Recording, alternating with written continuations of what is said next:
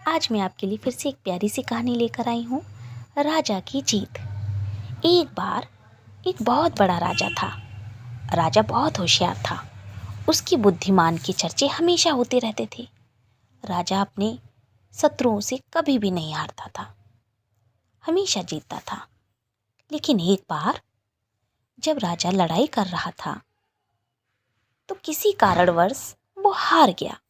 राजा बहुत दुखी हुआ, इतना दुखी हुआ कि वो अपनी जान बचाकर एक गुफा में चला गया और बहुत शांति से, बहुत परेशान होकर, दुखी होकर वो उस गुफा में बैठ गया।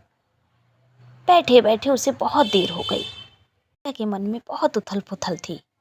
उसके मन में कई बार विचार आ रहे थे कि अब मैं क्या करूं।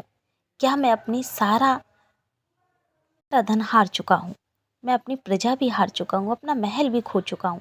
क्या मैं अब वापस ले पाऊंगा कि नहीं। इसलिए उसके मन में बहुत उथल पुथल थी। वो बहुत परेशान था। अचानक उसने एक मकड़ी को देखा जो एक बहुत बड़े पत्थर पर चढ़ने की कोशिश कर रही थी। मकड़ी चढ़ती और गिर पड़ती। बार बार मकड़ी प्रयास करती और बार बार गिर जाती। लेकिन अंत में राजा ने देखा कि वो मकड़ी उस पत्थर को पार कर गई। राजा बड़ा खुश हुआ और ताली बजाने लगा। उसने सोचा कि एक छोटी सी मकड़ी जब उस पत्थर को पार कर सकती है तो मैं भी शत्रुओं से जीत सकता हूं। इसलिए उसने फिर कोशिश की और अपना महल जीत लिया, शत्रुओं को हरा दिया। राजा बहुत खुश था क्योंकि उसका महल, उसकी प्रजा उसके पास वापस आ गई।